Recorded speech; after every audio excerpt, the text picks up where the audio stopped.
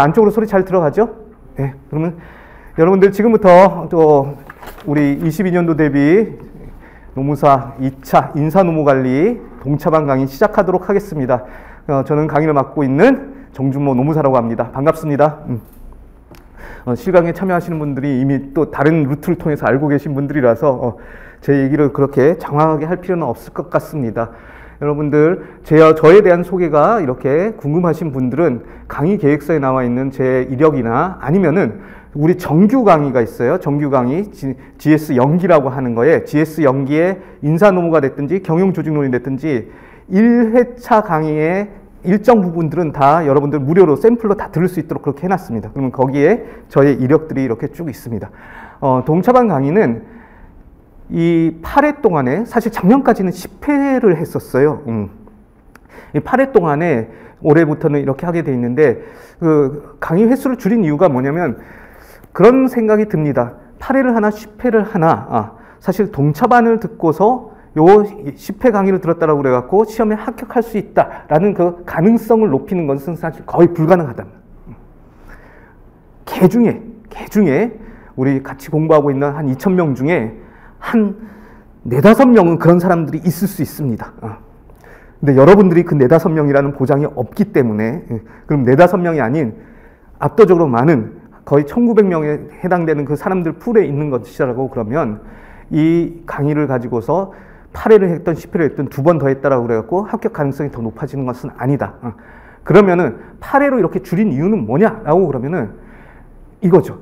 빠르게 어떻게 보면 이것은 정규 강의로 들어가기 위해서 그 다음에 여러분들이 적어도 앞으로 1년 동안 이제 내년에 유예로서 시험 보는 그 기간 동안에 어떻게 공부를 해 나가야 될까에 있어서 초반에 어떤 내용이 있다라는 것을 빠르게 입력시켜주는 어떤 그런 역할을 하는 것이고 목적을 하는 것이고 두 번째로는 그걸 통해서 우리가 행운을 한번 기대해 보자.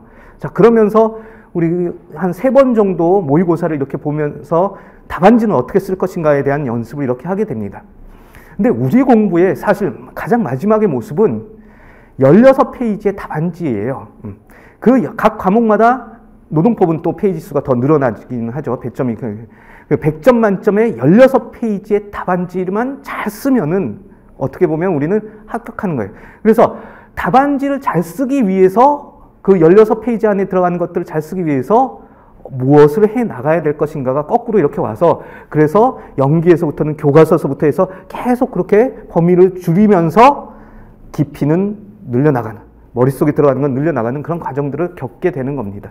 자, 그거에 관련된 것을 이 동차반에서는 그냥 짧은 시간 안에 그냥 맛을 한번 보자. 맛을 한번 보자. 이렇게 하는 것이 목적이 되겠습니다. 그래서 이 상당히 많은 분량을 이렇게 나가야 되는데 아무튼 저는 현직 또 노무사로서 활동들을 계속하고 있고 저는 강의와 현장에서의 일을 그대로 계속 이렇게 앞으로도 계속 할 겁니다. 그래야 이 강의가 살아있는 강의가 될 것이고 그 다음에 왜 우리가 이 시험을 보는가에 대해서 여러분들 우리 시험에 보면은 결국은 4과목을 다 보게 돼 있죠. 우리가 법 과목에 노동법과 행정쟁수법을 필수로 볼 것이고 그 다음에 경영 과목에서 인사노무 필수가 되고 선택 과목으로 경영조직이나 아니면 노동경제학 이런 것들을 보게 되는데 이 시험 과목을 왜 보느냐 이거지. 결국은 이게 여러분들이 실무에 나가서 어딘가에는 쓰이게 될 지식이기 때문에 여러분들을 노무사로서 성공시키기 위해서 그 지식적인 준비들을 지금부터 시키고 있는 거예요. 그래서 그것들이 어느 정도 되어 있는가 이걸 보자라고 하기 위해서 이걸 하고 있는 거예요. 그런데 이 지식들이 각각 따로따로 분리돼서 쓰이느냐 어떤 때 가갖고 노동법만 쓰고 어떤 때 가갖고는 행정쟁수법만 쓰고 어떤 때는 가가지고 인사만 쓰고 어떤 때는 뭐 경조만 쓰느냐 아니에요. 여러분들이 가는 그 현장에는 이 4가지가 다 섞여 있을 거라는 거지, 동시에. 그래서 이런 것들을 잘 활용할 수 있으려고 하면은 이 4과목들에 대해서 각각 공부도 해야 되지만 이 4과목이 우리의 업무 현장에서 어떻게 쓰이는가라고 하는 그 연결고리들을 잘 찾아가지고 그것들을 상대방에게 잘 설득시키고 때로는 이래요. 노동법적으로는 문제가 없지만 경영 경제적으로 봤을 때 가장 효과가 있는 것은 그냥 여기서 합의하세요. 싸워서 우리가 이깁시다가 아니라 여기서 돈을 조금 합의금을 더 주더라도 합의하시고 우리가 본연의 사업으로 들어갑시다. 자, 어떤 경우에는 이런 거예요. 돈은 얼마 안 들어가지만, 자, 이 부분들에 대해서는 우리가 이 법적인 부분들을 끝까지 다퉈서 회사가, 또는 근로자가, 이것이 부당하다는 것을 밝혀내야 되는 것이 더 중요합니다라고 했을 때에는 경제적 이익이 크지 않다 하더라도 우리가 그것을 다투는 과정들로 들어가야 되는 때가 있는 거예요. 자, 그런 것들을 어떻게 해 나갈 것인가 라고 하는 거에 대해서는 여기에 있는 기본적인 것들을 알아서 잘 조합을 해서 상황마다 적절한 답을 이렇게 우리가 제시해 줄 수 있어야 된다는 겁니다. 현장에서 중소기업 사장님들이 제일 많이 저한테 호소하는 말이 뭐냐 하면은, 야, 노동법 내가 모르냐 이거지. 내가 사장이고 오히려 내가 더 이게 목에 와닿아 있기 때문에 법 모르는 거 아닌데 이상하게 노무사들한테 물어보면 이런다는 거예요. 그것은 법 위반입니다. 그래서 so what? 그래, 어떡하라고? 그러니까 법 위반이니까 그렇게 하시면 안 됩니다. 이럽니다. 그러면 그걸 물어본 사장님들은 그래요. 내가 그걸 몰라서 물어본 줄 아냐 이거지, 노무사들아. 내가 그럼에도 불구하고 다르게 그러면은 그 리스크를 줄여가면서 다르게 할 수 있는 방법들이 뭐가 있느냐라고 하는 법들을 찾아달라고 물어본 것이지, 법에 위반된다 안 된다라는 걸 알고 싶어서 물어보는 거 아니다. 그거는 인터넷에 네이버에만 물어봐도 다 안다 이거죠. 그러니까 된다 안 된다, 법 위반이다 아니다, 요것만 가지고서 앵무새처럼 하는 노무사들은 살아남을 수가 없는 겁니다. 그런데 이거지. 이게 법 위반이라고 볼 수 있는 부분도 있지만 이렇게 보면은 이게 꼭 법 위반이라고 볼 수도 없습니다. 그런데 그것이 법 위반으로 해석될 여지가 충분히 많이 있습니다. 그럼에도 불구하고 우리가 다른 쪽을 보고서는 이것이 아니다라고 해서 이렇게 한번 해보고 거기에 대해서 뭐 다툼 과정으로 들어가 보는 것은 어떻겠습니까? 라고 하면, 그러면은 사장님들이 그걸 판단한다고. 그래서 내가 이거는 나도 이건 억울하긴 하지만 그래도 법 위반될 가능성이 더 많으니까 이건 여기에서 그냥 저쪽 상대방이 주장하는 대로 하고 여기서 끝내는 게 낫겠습니다. 그러면 그렇게 하시죠. 자, 했는데도 불구하고 리스크가 많음에도 불구하고 이거 정노무사님 이거 한번 붙어 봅시다. 오케이. 그러면 우리 열심히 그러면 해가지고 논리 마련해서 붙어 봅시다. 자, 이런 것들이 나와주게 이렇게 해야 되는데, 그런 것들을 결국은 지금 우리가 배우고 있는 이것들을 통해서 잘 엮어내야 된다는 겁니다. 자, 그래서 우리가 이 시험 과목들을 다 보고 있는 것이고, 그 시험을 볼 때 이런 거예요. 법 과목 같은 경우에는 여러분들 강사들이 이렇게 가르쳐주는 그 어떤 그 패턴들을 잘 익히셔야 돼요. 그게 법에서는 법에 관련된 강의를 할 때는 크게 강사들별로 크게 그 전개 흐름이 달라지지가 않습니다. 왜? 이미 법이라는 그쪽에서는 법 조문을 놓고서 해석들이 뭐 달라질 수는 있어요. 학설들이 조금씩 달라질 수는 있지만 그것이 30개, 40개로 달라지지 않는다라는 거지. 크게 2개, 아니면 조금 더 3개, 그 중에서도 유력한 판례를 중심으로 하는 학설, 이렇게 해서 그걸 중심으로 해서 풀어내는 방식들은 다 똑같다라는 겁니다. 그런데 경영학 과목들은 그렇지가 않습니다. 이게 풀리는 방식들이 회사마다, 상황마다, 시대마다 다 더 잘 들어맞는 것들이 있다라는 거죠. 그러다 보니까 이런 거예요. 법은 조문도 딱 하나만 있고 거기에 들어맞느냐 안 맞느냐 이것들만 잘 해석하면 되는데, 이거는 그 회사의 상황도 봐야 돼, 그 회사를 둘러싼 상황도 봐야 돼, 그 안에 직원들도 봐야 돼, 여러 가지 변수들을 다 집어넣고서 그 조합에서 가장 적절한 것이 뭔가, 그런데 그것이 꼭 확정적으로 성공을 보장하는 방법이 된다라고 이렇게 할 수 없음에도 불구하고 결국은 선택해서 뭔가를 해봐야 된다, 시행착오를 해봐야 된다라고 하는 이런 부분들을 사람들이, 법 과목을 했던 사람들은 이 부분들을 잘 받아들이기가 힘든 거예요. 야, 뭐가 되면 예스면 예스고 노면 노여야지. 이게 그럴 가능성도 있는데 안 될 가능성도 있지만 그래도 해봐야 된다. 이게 경영학이거든. 법에서는 시행착오가 일어나면 안 된다가 근본적으로 그 주어지는 전제 조건이에요. 그렇죠? 그래서 무죄인 사람을 유죄로 판정해서도 안 되는 것이고, 유죄인 범인을 우리가 무죄로 판정해갖고 놓쳐서도 안 되는 거예요. 그런데 여기에서는 경영 쪽에서는 뭐냐면은 시행착오예요.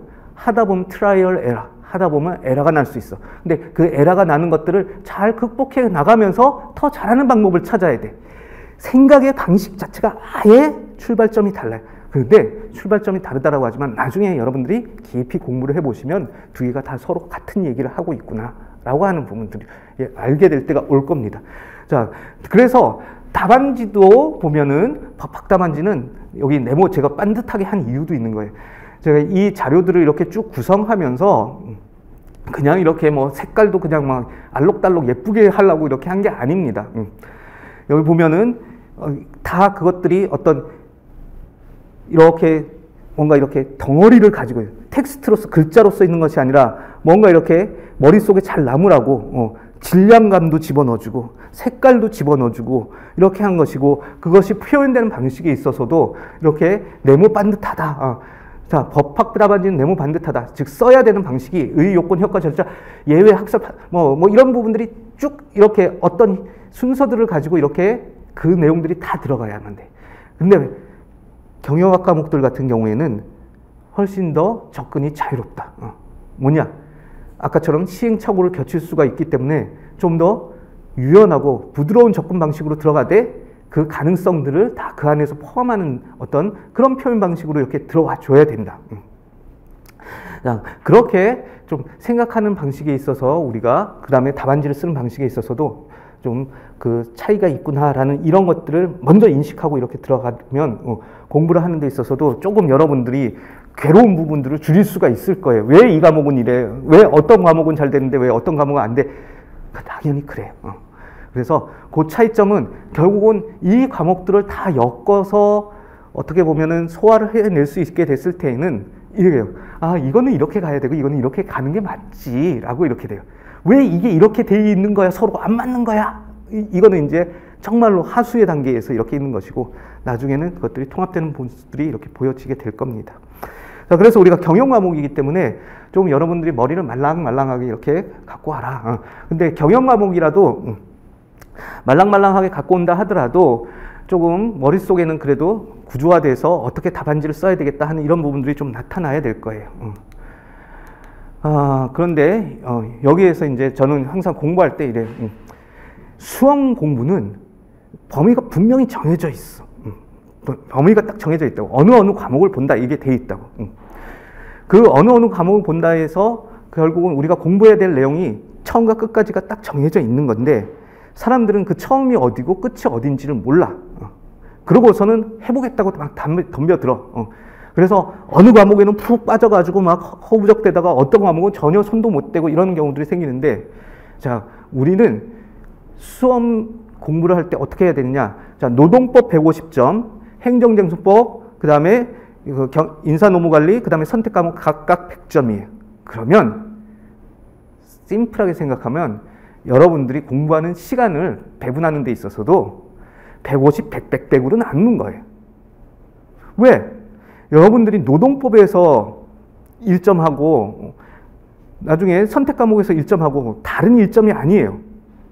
노동법에서 1점 깎였다, 다른 쪽에서 1점 올렸다. 그러면 그걸 평균 내서 우리는 그것이 60점을 넘느냐 안 넘느냐 이것만 본다고. 그러니까 사실은 여러분들이 어느 특정 과목이 내가 잘한다 자신 있다 그래갖고 거기에 더 몰입을 해가지고 더 시간을 많이 쓰고 뭐 이러는 것이 아니라 내 과목을 골고루 다 시간 배분을 해서 거기서 득점을 올리는 게 결국은 더 빠르게 합격할 수 있는 길이라는 겁니다. 100점짜리 시험 문제는 내가 아무리 열심히 공부해서 아무리 잘 봐도 100점 이상을 맞을 수가 없는 거예요. 그런데 그 100점짜리 시험에 대해서 공부를 안 하고 100점을 날리게 되면 확실하게 100점을 날리는 거라서 여러분들이 그 네 과목을 잘 시간 배분을 해서 이렇게 접근을 해 들어가라. 근데 제가 그 작년에 우리 합격한 노무사님이 한 분 계세요. 그래서 내가 야, 우리 수험생들 중에서 가장 효율적, 효과적으로 공부한 사람이 어떤 사람이냐 숫자적으로 나타내면 이거예요. 다 60점, 평균 60점으로 합격하는 사람이 제일 효율적, 효과적으로 공부한 사람들이다. 60점으로 합격하건 80점, 90점으로 합격하건 간에 합격이란 사실 자체가 변하는 거 없다. 그러면 60점을 골고루 맞을 수 있는 방법들을 찾는 것이 유리하다. 이렇게 얘기를 합니다. 그래서 그 친구가 그랬어요. 1차 시험도 60점인가 그랬고 2차 시험도 60점 몇이었어요. 그래서 당신이 제일 공부 하여튼 효과적으로 했다. 시달리지 않고 잘 했다. 이렇게 이제 얘기를 했었는데 여러분들도 그래서 그 시간들을 잘 이렇게 배분을 하시기 바랍니다. 그리고 이런 거 공부를 해 나갈 때 이거죠. 내가 어디를 공부했고 얼마만큼 남았다를 알고 있으면서 그 남은 시간 동안에 내가 공부 안 한 부분들을 그래서 차곡차곡 공략해 나갈 수 있는 계획들을 짜고 공부를 해 나가야 된다는 거예요. 체계적으로 공부를 해 나가야 돼요. 자, 그러기 위해서는 우리가 알아야 되는 내용들에 대해서 머릿속에 명확하게 내 공부에 대한 지도가 있어야 돼. 내가 지금 어디까지 가 있다. 그래서 그 지도가 이렇게 있으면서 그래서 내가 어디는 했고 어디는 안 했고 이런 부분들이 확 눈에 이렇게 들어오게 되어야 되는데 우리 인사노무 관리 같은 경우에는 그러면은 인사노무 공부를 처음 시작해서 끝까지 다 했다라고 그러면 어떤 것들을 다루게 되느냐라고 하는 이 부분들이 여러분들 머릿속에 명확하게 들어가 있어야 돼요. 자, 그걸 무식하게 목차를 외우겠다고 막 이렇게 할 필요 없고 어떤 분야가 있는지를 이렇게 봐야 되는데 이게 바로 인사노무 관리에서의 지도예요. 저는 이제 조망도라고 이렇게 합니다. 한눈에 이렇게 쫙 보일 수 있는 조망도라고 얘기를 해요.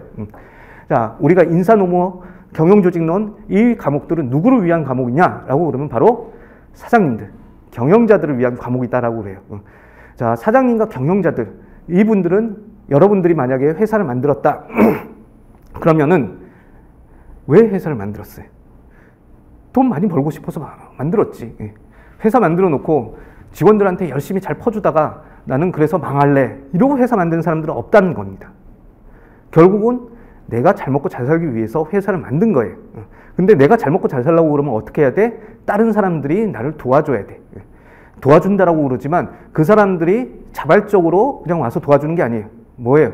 그 사람들의 노동을 나는 쓰게 되는 것이고 그 노동에 대해서 나는 임금이라는 걸 줘서 그 사람들이 먹고 또 살 수 있게 해주는 거라고. 자, 그런 관계 속에서 그러면 내가 돈을 벌려고 그러면 어떻게 해야 되냐? 자, 회사를 인사노무관리 시작은 이거예요. 자, 내가 회사를 만들었어. 그 회사를 만들어 갖고 돈을 벌기 위해서 제품과 서비스를 만들어서 공급해요. 근데 이런 제품과 서비스를 만들어서 돈을 벌려고 그러면 그것을 그냥 막 흥청망청 만드는 게 아니라 효율적으로 만들어내고 그걸 유통시켜야 돼. 자, 이러기 위해서 기본적으로 내가 다른 사람들한테 시킬 일들이 뭔가, 그래서 그 해야 될 일들에 대해서 일들을 만들어내고 그 일들에 대해서 분석하고 그 일들에 대해서 평가를 하고 하는 이런 내가 시킬 일들에 대한 것들을 내가 잘 짜서 일을 줘야 돼. 자, 그렇게 해서 그 일들이 생기면 이걸 우리가 직무라고 이렇게 용어를 쓰게 되는데 이 일들을 잘 할 사람이 누군가를 우리가 찾아야 돼. 자, 그래서 이 일들을 잘 할 사람들을 모집하고 그 가운데서 선발을 하는 그런 어떤 그것들을 잘 해야 된다는 거예요. 자, 그렇게 해서 사람들을 그렇게 뽑았다. 일을 할 사람들을 모집과 선발을 통해서 뽑았다. 그러고 나면 어떻게? 우리가 그 사람들이 우리가 시킨 대로 정말로 일을 잘했는지에 대해서 우리가 알아봐야 될 거 아니에요. 자, 그것이 바로 인사평가가 되는 거예요. 자, 이렇게 평가를 했어. 그래서 이 사람이 일 잘한다. 그러면 어떻게 돼? 보상 두둑하게 주자. 그 보상에서 우리가 임금도 줘야 되고 복리후생도 줘야 되고 하는 이런 부분들이 있다. 보상 잘 줘야 돼. 자, 우리가 어떤 일을 잘할 거라고 해가지고 투입해갖고 일을 시켜봤는데 이 사람이 우리가 생각했던 어떤 그런 부분들을 잘 못해내. 그런데 그 잘 못해낸 이유가 보니까 이 사람이 뭘 좀 더 알아야 되거나 아니면 뭘 할 수 있는 스킬이 있어야 되거나 이런데 그런 부분들이 부족했네. 자, 그러면 어떻게 해야 돼? 이 사람들에게 그런 지식과 스킬들 또는 태도들을 만들어내기 위해서 우리가 교육훈련을 시켜줘야 돼. 그 다음에 이 사람 이렇게 일을 해봤는데 우린 처음에 이 사람이 팀장급은 될 것이다 라고 이렇게 생각을 해서 일을 시켰는데 보니까 뭐 이력서상에는 되게 팀장인데 보니까 이 사람이 완전 신입사원하고 별 차이가 없는 거야. 자, 그러면 어떻게 해야 돼? 계속 팀장 시킬 거야? 아니야. 그냥 다른 자리로 이렇게 해야 돼. 또는 우리가 이렇게 계속 일을 시키다 보니까 어느 순간에 이 사람이 신입사원으로 와서 2년, 3년 이렇게 됐는데 보니까 이제 그 일에 대해서는 아주 잘하면서 다른 사람들에게 그 일을 어떻게 해야 된다는 걸 가르쳐 줄 수 있을 정도의 어떤 능력을 갖추게 됐어. 자, 그러면 어떻게? 그 사람을 이제는 야, 네가 가갖고 땅 파는 일만 하는 것이 아니라 땅을 어떻게 파야 된다라는 것들을 다른 사람을 가르쳐 주고 그걸 사람들이 잘 하는지를 이렇게 관리, 감독하는 관리자가 되라. 자, 승진시키는 거예요. 아까 다른 자리로 하든지 아니면 했는데 이 사람이 완전히 우리의 기대와는 다르게 일을 완전히 못한다. 그러면 어떻게 해야 돼? 이런 사람들 내보내야지. 자, 그것들이 다 평가를 통해서 이루어지는 어떤 그런 부분들이 돼. 자, 그러고 나면 다시 이것들을 가지고서 우리가 이 앞쪽으로 들어가서 사람들을 모집하고 선발하고 하는 이런 것들이 이렇게 쭉 계속해서 돌아가게 돼. 근데 이것들이 기본적으로 인사관리에서 말하는 핵심적인 기능들이 이렇게 순서적으로 펼쳐지는 겁니다. 그 다음에 회사를 또 우리가 사람들을 이렇게 들어와서 이런 일들을 하지만 회사를 들어와서부터 나갈 때까지 이 사람들이 회사의 목표하고 개인의 어떤 일과 관련된 목표하고 잘 조화를 시키면서 회사 생활을 할 수 있도록 경력 개발을 시켜줘야 돼. 또 회사에서 나오는 순간부터 나갈 때까지, 회사를 나갈 때까지 뭐예요? 안전하고 건강하게 일하다가 나갈 수 있도록 우리가 산업안전보건관리들을 해줘야 돼. 그 다음에 회사를 들어와서부터 나갈 때까지 우리는 사용자와 노동자라고 하는 노사관계에 놓이게 돼. 그래서 둘이 잘 어떤 때는 대립도 하지만 어떤 때는 협력도 하면서 이것들을 풀어나가야 돼. 이런 것들이 이제 벌어지는 것이 전통적인 인사노무관리에서의 영역이 되는 겁니다. 그리고 그 안에서 뭐 동기부여, 리더십, 기업문화 이런 부분들이 있는데 여러 가지 영역들이 있지만 자, 이 부분은 우리가 경영조직이라는 이쪽에서 주로 다룬 내용이 되고 여기 위에 있는 내용들이 주로 인사노무관리에서 다른 내용이 돼요. 그런데 이런 것들을 해나갈 때 그냥 해나가는 게 아니다라는 거지. 자, 이런 것들에 대한 첫 번째 목표와 방향성을 주는 게 바로 HR 전략이라는 거예요. 이 HR 전략은 우리 회사가 가지고 있는 사업 전략. 우리는 어떻게 사업을 해서 남들보다 더 빠르게 성장하고 더 빠르게 돈을 벌겠다라고 하는 이 사업 전략에 맞춰서 그 필요한 사람들을 어떻게 우리가 그러면 직무를 설계하고 사람을 뽑고 경력 개발을 시키고 하는 이런 일련의 일들을 하게 될 것인가에 대해서 방향성을 정하고 그 구체적인 어떤 계획을 짜는 것이 HR 전략이에요. 자, 그런 HR 전략이라든지 모델, 전략과 모델은 같은 얘기다라고 여러분 생각하셔도 됩니다. 지금 단계. 자, 이런 것들을 이렇게 쭉 하는 것이 결국은 인사노무관리에서 우리가 다루는 내용이 되는 겁니다. 그랬는데 이게 원래는 경영학이 미국에서 뭐 영국 산업혁명 이후에 이렇게 나오기도 했지만 그냥 우리는 지금 경영학이나 금융이나 다 이거는 그냥 다 미국이 중심이다라고 생각하셔도 돼요. 자, 미국에서 시작이 이렇게 된 거예요. 그래서 미국이 처음 이 경영학을 만들고 이런 인적 자원 관리에 대한 생각들을 했을 때에는 자, 어떤 사람들이 결국 문제가 됐느냐라고 하면 이거예요. 여기 공장에 나와서 일하는 사람들은 대부분 다 남자야. 1000명 있으면 한두 명이 여자였던 거예요. 자, 그 다음에 미국에서는 일하는 사람들의 주류가 백인이었어. 공장에 나와서 일하는 사람들. 자, 백인 남자의 그 다음에 연령대가 어땠냐? 젊거나 중장년. 늙은 사람들은 없어. 젊은 사람들이 와서 일해. 자, 공장에 나와 있는 사람들. 자, 이 사람들이 다 이렇게 보면 백인 남자 중장년을 대상으로 해서 이 사람들이 모여있는 이 집단들을 어떻게 잘 관리해 나갈 것인가가 사실은 이런 것들을 생각해내게 됐던 기본적인 그 사회적, 문화적, 역사적인 바탕이었던 거예요. 그래서 이런 사람들을 잘 인적 자원 관리하려면 어떻게 해야 될까? 이렇게 봤던 거지. 자, 그래서 미국 애들은 그렇지. 이걸 잘 관리해갖고 미국에서 1등하면 우리 회사가 미국에서 1등 회사다 그러면 그건 결국은 세계에서 1등하는 회사인 거예요. 자, 그렇게 그것이 1900년대부터 시작해서 1970년대 중반까지 이렇게 왔었어. 그랬는데 이게 1970년대 요즘처럼 막 이렇게 그 전쟁은 아니었지만 이 기름값이 막 올라가면서 그 사우디랑 이쪽 산유국이 기름값을 갑자기 하루아침에 막 400%, 500% 막 올리는 거예요. 그러니까 그 기름값이 올라가게 되니까 모든 물가가 다 따라서 올라가죠.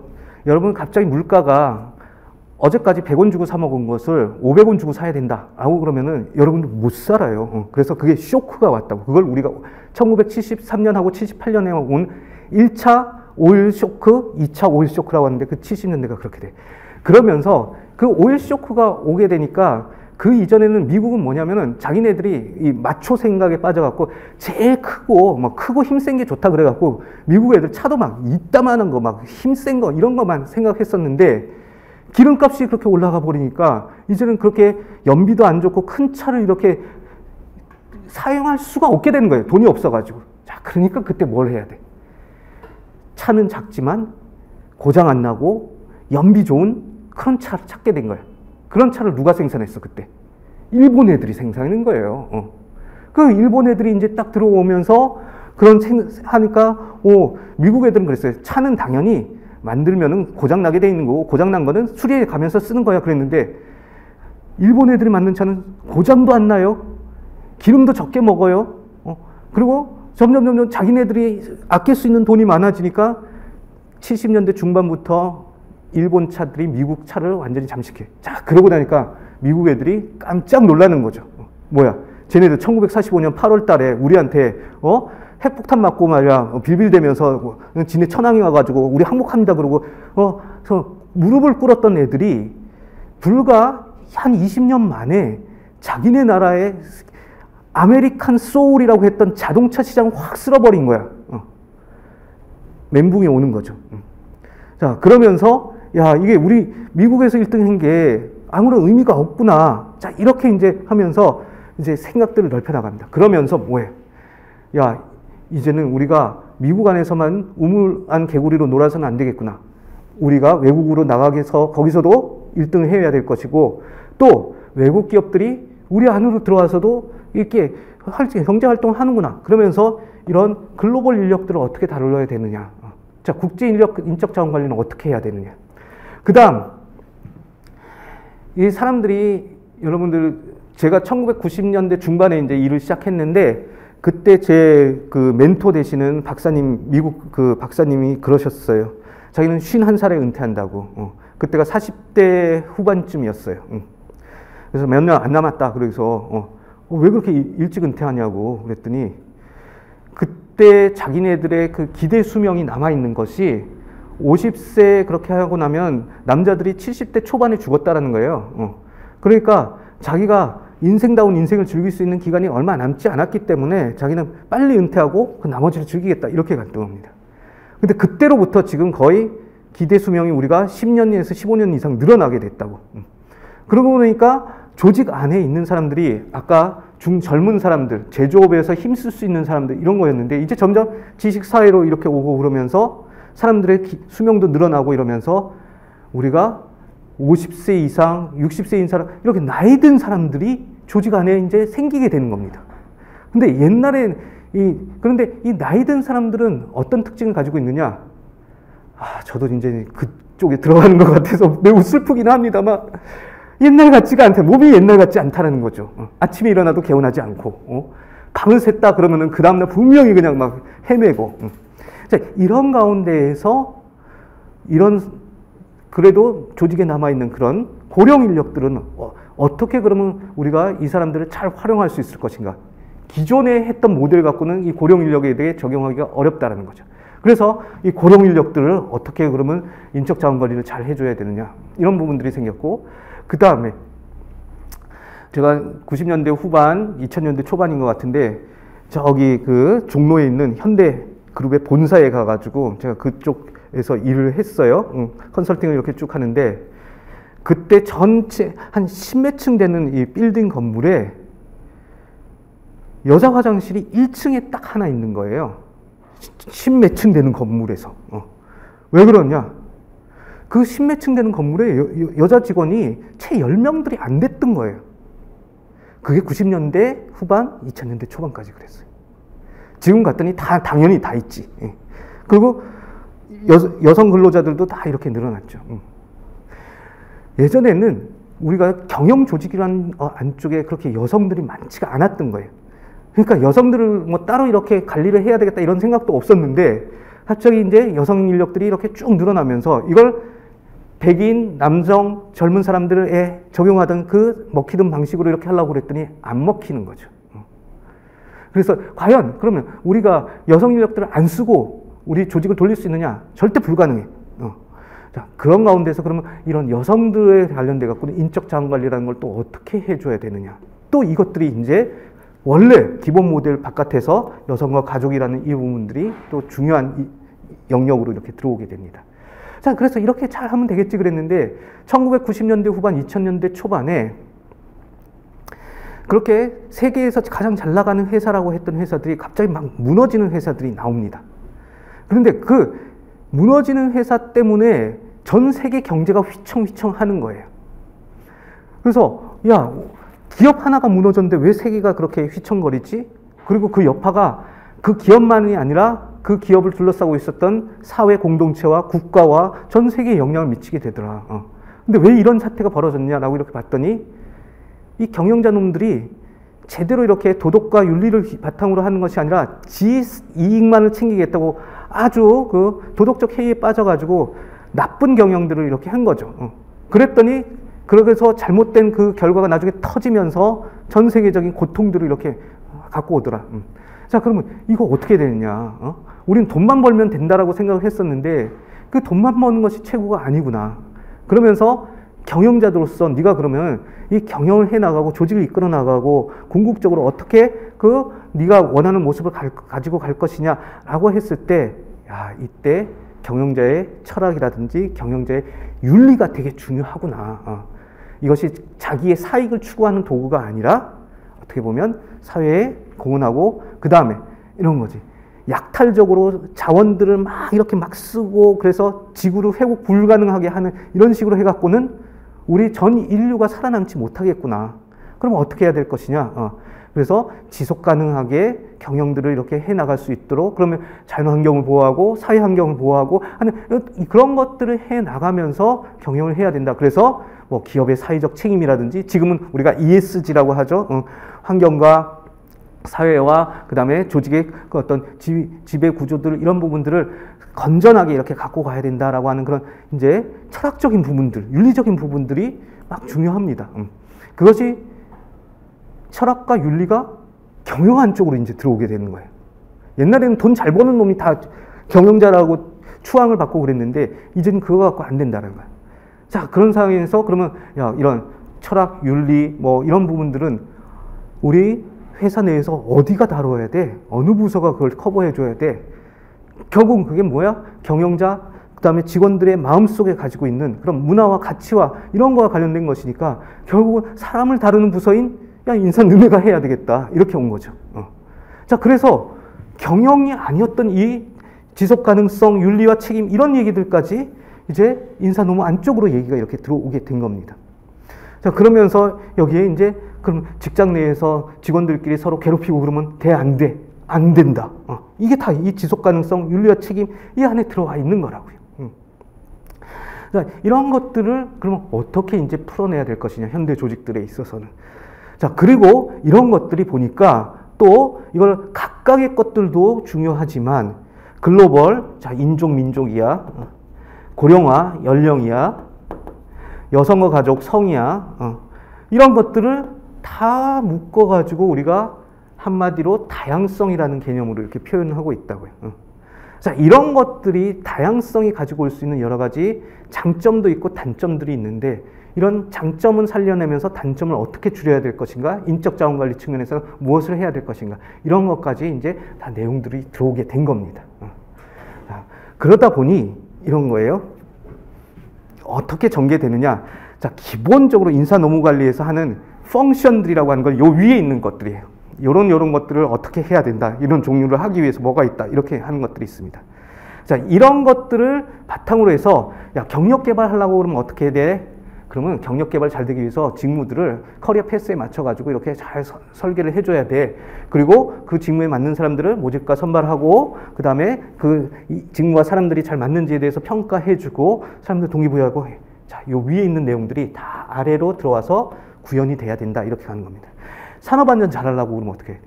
직무를 안전에 관련된 이런 부분들이 되도록 해야 되고 성격적으로 그런 안전사고에 이렇게 잘 노출되지 않은 사람들을 해야 되고 안전에 관련된 것들을 평가해야 되고 이런 것들이 쭉 가요. 거기에 보상해줘야 되고 이게 다 내려와서 이런 부분들이 해. 그 다음에 노사관계도 마찬가지죠. 자, 노사관계가 잘 되기 위해서는 여기 있는 부분들을 결국은 사람들이 잘 살 수 있도록 이렇게 해줘야 돼. 자, 이 아래 내용들이 이렇게 쭉 내려오게 돼요. 자, 그래서 이 경력개발, 산업안전, 노사관계 이쪽 부분은 자기 각각의 주제와 관련된 원래 자기만의 고유한 내용들도 있지만 결국은 이것들이 조직 내에서 잘 풀리기 위해서는 이런 것들을, 위에 것들을 어떻게 설계해야 될 것이냐 하는 얘기들로 이렇게 돼요. 자, 그러고 나서 여기 있는 것들. 그러면 이 오른쪽에 있는 이 환경과 관련된 이슈들을 우리가 잘 다루기 위해서는 어떻게 해야 될 것이냐. 결국은 글로벌을 잘 하기 위해서는 여기 있는 지금 이 점선 왼편에 있는 이런 것들이 다 들어와서 각각의 이런 것들을 어떻게 되고 이런 식의 것들은 어떻게 갖고 가야 된다. 자, 노사관계, 글로벌 노사관계, 우리나라에서 적용했던 거 외국에 갖고 못 적용한다. 그걸 잘 알고서 대응해야 된다. 이런 부분들이 이렇게 쭉 나오게 되는 거죠. 자, 고령과 관련된 부분들. 자, 고령 인적 자원 관리를 하기 위해서는 이것들은 어떻게 해줘야 되고 이것들은 어떻게 해줘야 된다. 이게 다 들어오게 되는 거예요. 자, 요런 식으로 해서 결국은 우리가 요거 배울 것이고 요거 배울 것이고 차례대로 이렇게 배우게 되는 이제 그 과정들로 나가게 될 겁니다. 자, 여러분들 머릿속에 그러면은 인사노무에 처음부터 끝까지 지금 다 나온 거예요. 그래서 여러분들이 공부하시면서 여기 아래는 또 뭐가 있는데 내가 어느 것들을 했지 못했지 이런 부분들이 한 번 이렇게 했을 때는 뭐 이 중에서 아주 10% 정도만 남아 있어. 두 번째 할 때는 범위는 30%인데 뭐 농도는 명확하게 남는 거는 뭐 처음 했을 때 한 50% 남아 있었다면 그 다음에 60%로 진하게 남아 있어. 계속해서 같은 것들을 우리가 회독수를 늘려나간다라고 얘기하지만 뭐냐면 같은 내용들을 마치 그 스크린, 등사 스크린으로 이렇게 복사하는데 점점 진해지고 그 흐릿했던 부분들이 다 나타나면서 명확해지는 그런 과정을 거치는 것이 우리의 이제 공부 방식이 될 겁니다. 자, 그렇게 가는 동안에 여기 그러면은 아까 인사평가 지금 이제 제일 윗단에서 뭐가 있었어요? 노무사란 무엇이다. 그래서 노무사는 어떤 과목들을 봐야 된다. 그래서 4과목이 있었어. 그 4과목 안에서 지금 인사관리는 뭐가 있어야 된다? 그래서 방금 앞에 인사관리 노무 조망도를 봤어.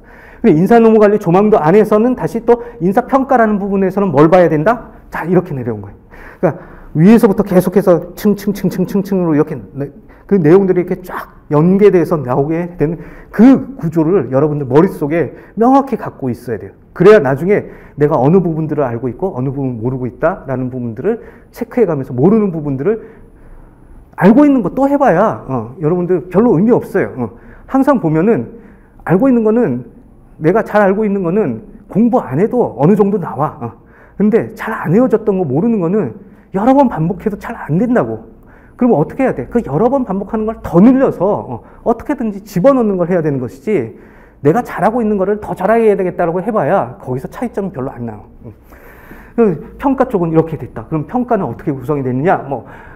개념, 그 다음에 요건, 그 다음에 설계 내용들, 기법들, 결과 활용들. 자, 이게 여기 뒤에 나오는지 모르겠네.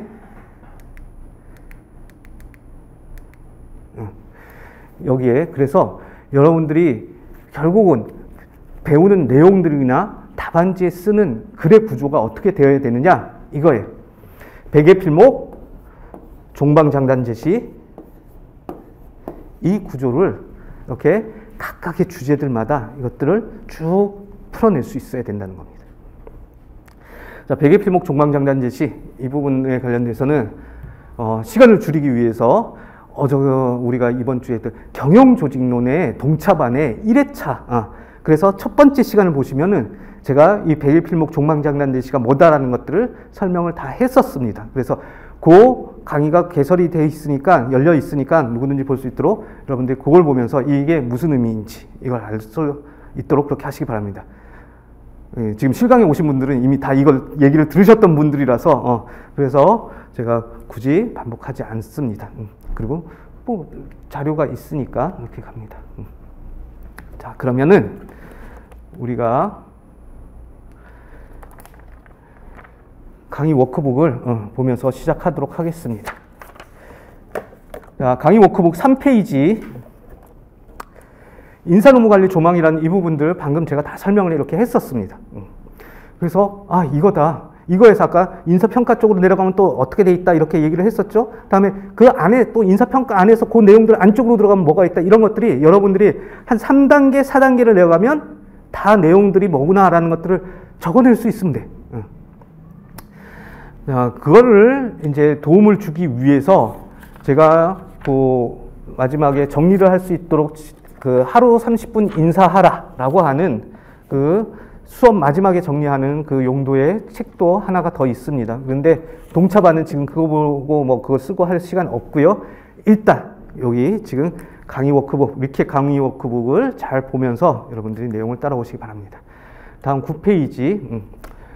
자, 그래서 이제 아까 순서는 우리가 뭐 직무에서부터 시작해서 모집 선발, 그 다음에 인사평가 이런 식으로 갔었지만 저는 강의를 항상 순서도 중요하지만 중요성도 중요하다. 중요도도. 그 내용에 있어서의 중요도도 중요하다라고 그래서 저는 항상 임금부터 강의를 시작합니다. 왜 임금부터 강의를 시작하냐라고 하면 이게 제가 노무사이기 때문에 더 이 임금부터 이렇게 해야 된다라고 생각을 하는 부분들이 있는 겁니다. 여러분들, 우리 근로기준법에서 제일 중요한 게 뭐예요? 근로기준법이라고 하면 근로계약에 의해서 정의된 내용들을 다루는 법인데 근로계약의 핵심은 뭐예요? 근로자는 노동을 제공하고 사용자는 그에 대해서 임금을 제공하는 계약이 근로계약이다 라고 이렇게 돼 있다고. 즉 노동의 제공의 대가로서 우리가 임금이라는 걸 주는 그것이 근로계약의 가장 중요한 핵심이라고 이렇게 얘기를 하고 있고 상당 부분 법에서도 그 부분들이 어떻게 된다는 걸 다루고 있는 건데 인사노무에서도 그게 달라질 이유가 없다는 거예요. 그러면 인사노무에서는 그런 임금이라는 것들을 과연 어떻게 줘야 되느냐라고 하는데 자, 어떻게 줘야 되느냐 이겁니다. 어떻게 주느냐 그거를 사자성어로 얘기하면 저는 조목구동하게 줘야 된다 이렇게 합니다. 조목구동, 조직의 목표를 달성한다. 조직의 목표, 구성원의 동기부여를 한다. 그래서 조목구동이라고 이렇게 얘기를 합니다. 즉 임금을 조직의 목표를 달성하고 구성원의 동기를 부여한다. 이렇게 그럴 수 있도록 임금을 줘야 된다. 그러면 또 그 밑으로 얘기가 펼쳐지겠지만 근데 여러분들 까놓고 얘기하면 조직의 목표를 달성한다는 누구의 목표를 달성한다고? 사장님 목표 달성하는 거예요. 구성원의 동기는 뭐겠어요? 이건 직원들의 어떤 목표들이 이루어진다라는 얘기예요. 그래서 사장님 당신의 목표를 나의 목표는 뭐야? 돈 많이 버는 거야. 자, 그런데 내가 돈 많이 벌기 위해서는 사실은 현실에서는 뭐가 일어나야 돼? 내가 돈 많이 벌기 위해서는 구성원 근로자들한테 주는 게 적어야 돼요. 거기에다가 많이 퍼주게 되면 내가 갖고 가는 게 적다고. 그렇잖아요. 자, 그런데 그러면은 내가 가져가는 거 많게 갖고 가겠다고 근로자들한테 돈을 적게 준다. 그러면 어떻게 되냐? 이 사람들이 동기부여가 안 돼서 다른 회사로 떠나가 버리는 거지. 나한테는 더 이상 노동을 제공하지 않겠지. 그럼 난 망하는 거야. 그러니까 무작정 내가 많이 먹겠다고 혼자 다 먹을 수는 없다. 그러면 적정한 수준에서 근로자들이 내일도 나와서 일하고 우리 회사가 좋아요 이러면서 일할 수 있도록 동기부여될 수 있도록 하는 그런 수준의 임금만 주면 돼. 그것보다 더 많이 줄 필요가 없다라는 거지. 자, 그러면 그런 어떤 구성원의 동기부여를 시킬 수 있는 그런 수준의 임금은 뭐가 될 것이냐 라고 하는 것들을 잘 찾아내서 그래서 그걸 주면 된다. 이게 이제 인사노무관리의 가장 큰 핵심입니다. 그런데 우리가 임금이라든지 복리후생 이런 얘기를 하는데 그거를 조금 더 윗단위에서 우리가 보상이라고 얘기를 해요. 보상이라는 것은 뭐냐라고 하면 단순히 사람들이 들어와서 노동을 제공하고 임금을 받아가는 게 근로계약이긴 하지만 그 임금 이외의 것들도 받아간다는 거예요. 그래서 사람들은 노동을 제공하러 올 때 단순히 돈만 바라고 오는 것은 아니다. 자, 그러면 어떤 것들을 바라고 오느냐? 그것이 바로 경심사정윤 이 부분들을 바라고 온다는 거예요. 자, 경심사정윤은 뭐냐? 자, 그래서 사람들이 내가 노동을 제공하고 그걸 통해서 얻고자 하는 거 가장 첫 번째로 경제적인 부분들. 내가 먹고 살 수 있는 것들 이런 부분들은 얻었으면 좋겠다. 이게 하나가 있고 다음에 심리적으로 이런 거지. 나는 이 회사에 와서 만족스럽게 일하고 싶고 고용 안정이 된 어떤 그런 상태에서 일하고 싶어. 그래서 내가 불안해하지 않고 일하고 싶어. 그런 부분들이 있어요. 다음에 사회적. 그리고 나는 회사에 와서 일도 하지만 내 동료들하고도 만나서 사람들 사이에 어떤 사회적 관계들을 맺고 그리고 재밌게 지내고 싶어. 자, 내가 그래서 나는 삼성맨이야 이러고 싶고, 현대맨이야 이러고 싶고, 나는 LG맨이야 이러고 싶은 거야. 거기에서 나는 소속감 같은 걸 느끼고 싶어. 그 다음에 정치적인 부분도 있다. 뭐냐?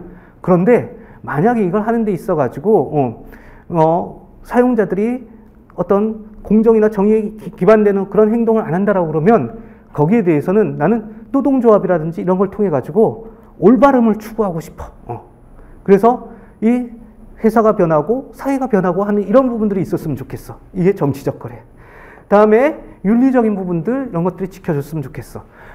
회사에서 임금을 준다라고 그렇게 계약은 했지만 그것 말고도 우리가 기본적으로 사람으로서 살아갈 수 있는 그런 대우들을 해주는 그런 것들이 생겼으면 좋겠어.